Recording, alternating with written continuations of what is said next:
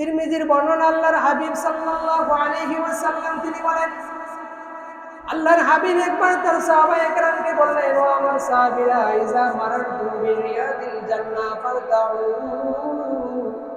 ও আমার সাহাবীরা, যখন তোমরা জান্নাতের কোনো বাগানের পাশ দিয়ে অতিক্রম করবে, যখন তোমরা কোনো জান্নাতের বাগানের পাশ দিয়ে যাবে, তখন তোমরা সেখান থেকে জান্নাতের ফলগুলো তোমরা খেয়ে নিবে।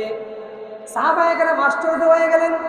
তারা অবাক হয়ে রাসূলুল্লাহ সাল্লাল্লাহু আলাইহি ওয়াসাল্লামকে জিজ্ঞেস করলেন, ইয়া রাসূলুল্লাহ, ইয়া হাবিবাল্লাহ, ও আল্লাহর নবী, মা ওমার ইয়াদুল জান্নাহ, ও আল্লাহর রাসূল, জান্নাত দুনিয়ায় থাকা অবস্থায় আমরা জান্নাত কেমনে পাবো?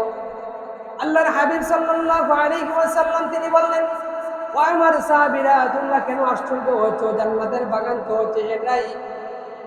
দুইটা হাদিসের মধ্যে দুইটা হাদিস আছে। এক হাদিসের মধ্যে রাসূলুল্লাহ বলেছেন জান্নাতের বাগান হলো মাসাজিদ, অর্থাৎ যে সকল মসজিদ আছে, রাসূলুল্লাহ ওই মসজিদগুলোকে জান্নাতের বাগান বলে উল্লেখ করেছেন। ফি রিওয়ায়া, অন্য রিওয়ায়াতের মধ্যে আল্লাহর হাবিব সাল্লাল্লাহু আলাইহি ওয়াসাল্লাম তিনি বলেছেন, ইলাকাজ যিকর, অর্থাৎ জিকিরের যেই মজলিস, এই মজলিসগুলোই হলো জান্নাতের বাগান। সুবহানাল্লাহ। এটা এই জিকিরের মজলিস কিনা, এটা জিকিরের মজলিস, তার পাশাপাশি এটা মসজিদ, এটা জান্নাতের বাগান।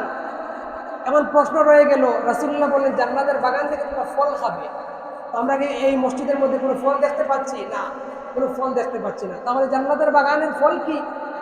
রাসূলুল্লাহ সাহাবায়ে কেরামকে প্রশ্ন করলেন, ইয়া রাসূলুল্লাহ, জান্নাতে, আচ্ছা জান্নাত বুঝলাম, এটা মসজিদ হচ্ছে জান্নাতের বাগান, তো জান্নাতের বাগানের মধ্যে ফল কি? আমরা তো কোনো ফল দেখি না। সাহাবায়ে কেরামকে রাসূলুল্লাহ বলেন, ও আমার সাহাবীরা, তাহলে জেনে রাখো জান্নাতের বাগানের ফল হচ্ছে ওইগুলো, সুবহানাল্লাহ, আলহামদুলিল্লাহ, আল্লাহু আকবার, লা ইলাহা ইল্লাল্লাহ।